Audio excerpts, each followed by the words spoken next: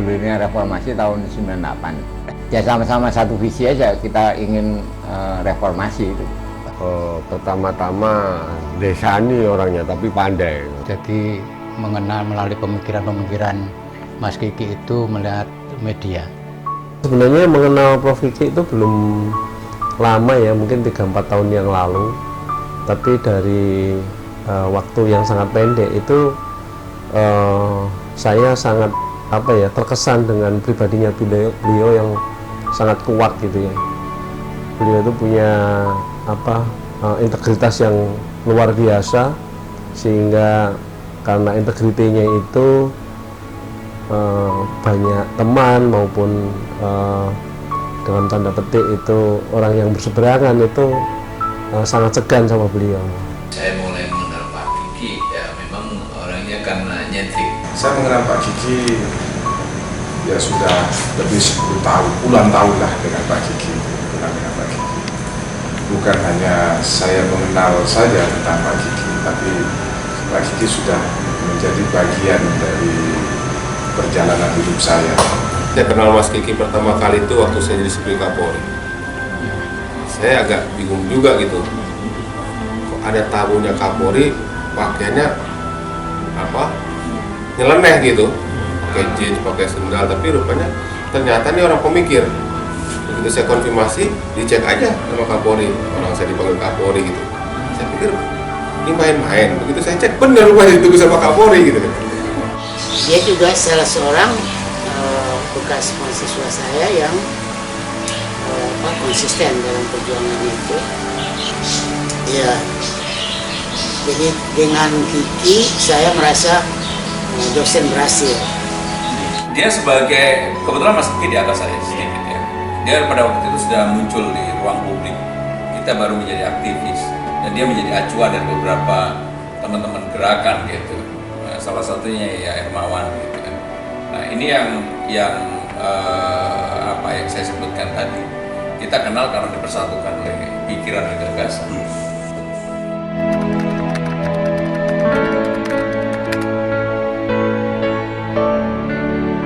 Pak Kiki itu bisa bergaul dengan siapa saja.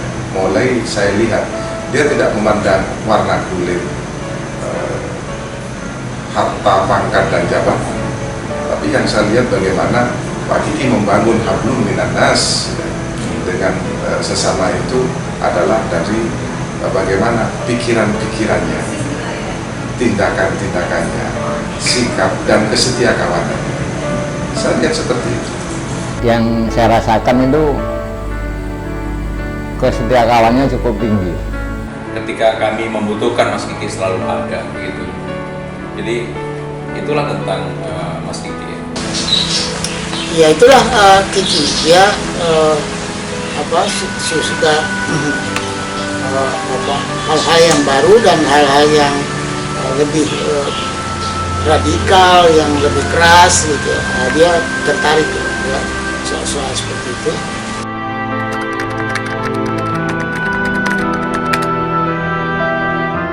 Mas Kiki ini bukan hanya seorang pemikir, tapi dia juga bertindak.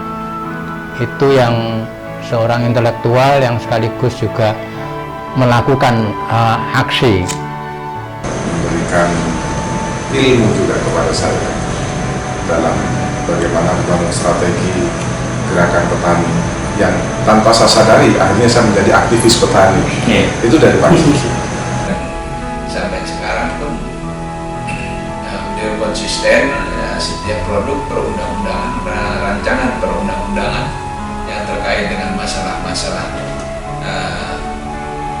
yang bersinggungan dengan pelaksanaan tugas Polri, apakah itu bakti, apakah itu masuk ke dalam ranah polisi, dia sangat concern terhadap masalah itu. Malah kalau kita ngomong, dia seperti Google Man, jadi serba tahu gitu, serba tahu, dan ada banyak hal-hal yang baru yang disampaikan. Jadi yang kadang-kadang kalau kita ketemu pasti menarik yang di situ, dan cukup paham dengan segala hal. Mungkin saya dan Kiki itu satu pandangan, satu sikap dalam menghadapi kekuasaan.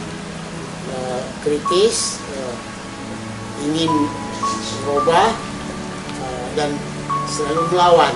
Itu saya ibaratkan Pak Kiki itu kalau ngomong seperti jarum yang ditusukkan itu kadang-kadang menyakitkan.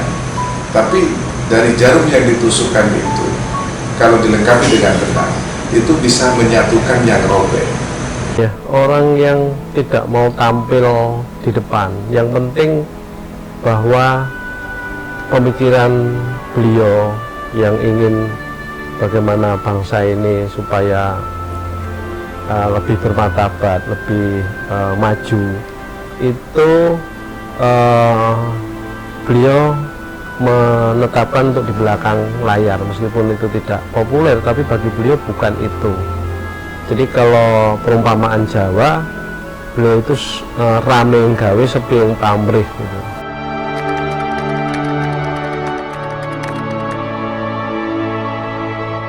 Saya ingat terus ya, saya akan mengajar sistem politik pada waktu itu. Simulasinya pada waktu itu adalah sidang DPR, jadi mahasiswa dibagi atas fraksi-fraksi. Kiki ambil fraksi ABRI, tapi dia masuk pakai pakaian sepatu Lars, pakaian tentara. Ya, itu kreatifnya dalam apa itu mendapatkan informasi, berkreasi, menjiwai, menghayati ilmu itu. Di pedalaman antara Tuban dan Bojonegoro, di mana terus terang aja daerahnya itu ini ekonominya kurang makmur gitu, tapi beliau itu tidak segan-segan tampil ke depan untuk berpidato, memberikan motivasi kepada anak-anak yang kurang mampu, selalu sekolah, sekolah, dan sekolah. Karena dengan sekolah itu kalian akan bisa menjadi direktur, kalian akan bisa meningkatkan harkat dan martabat tidak hanya diri kalian tapi juga keluarga. Jadi memang pendidikan itu akan memutus mata rantai kemiskinan itu, beliau akan sangat sadar betul. Kesan yang bisa dapat disampaikan, dan satu yang pelajaran juga keterbukaan dengan semua anggota dan staf itu, dan memikirkan juga termasuk kesejahteraannya, bagaimana anaknya ini, kemudian bagaimana progresnya. Kalau ada namanya orang putus sekolah, bagaimana caranya supaya dia bisa berlanjutkan, apalagi dia punya potensi.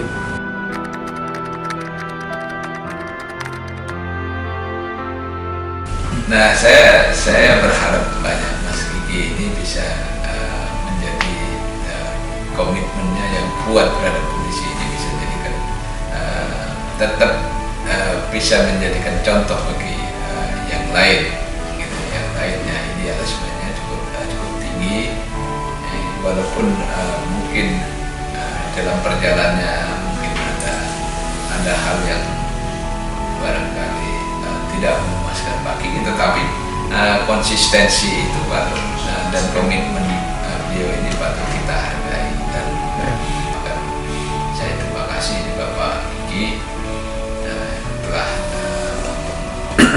membuat kajian terkait dengan keamanan nasional itu, sehingga ini menjadi bahan bagi kita untuk berdiskusi, untuk mendiskusikan sesuatu yang terkait dengan masalah Polri, masalah negara dan bangsa ini yang dikaitkan dengan keamanan secara keseluruhan. Harapan saya bisa memberikan pemikiran-pemikiran dan juga tindakan-tindakan dalam membangun budaya bangsa Indonesia yang adiluhung itu. Itu harapan saya terbesar dalam diri Mas Kiki. Membawa perubahan yang lebih baik, apa yang dicita-citakan waktu reformasi itu, Dan menjadi Presiden Indonesia. Saya belum melihat putra mahkota dari Prof. Kiki. Jadi saat ini siapa tongkat estafet pemikiran Prof. Kiki ini akan diberikan. Mungkin sekarang ini bisa 50% saja bisa menyerap apa yang dimiliki oleh Prof. Kiki, itu sudah luar biasa. Kalau tidak bisa satu orang, mungkin bisa 2-3 orang gitu. menurut saya adalah aset bangsa. Sehingga harapan saya kepada Pak Kiki, jaga kesehatan, sering berolahraga, karena keberadaan Pak Kiki masih dibutuhkan oleh bangsa. Salam. Kemudian selamat Mas Kiki, katanya melaunching buku-bukunya selama beliau mungkin berkiprah ini. Mudah-mudahan semua itu menjadi banyak manfaat buat seluruh yang pembacanya, menemukan gagasan-gagasan yang luar biasa gitu, untuk memberikan inspirasi kepada semuanya, generasi muda, generasi selanjutnya, untuk melihat permasalahan secara objektif. Dan mari kita menyongsong abad milenium yang luar biasa besarnya ini. Selamat Mas Kiki, sukses selalu, salam untuk semuanya.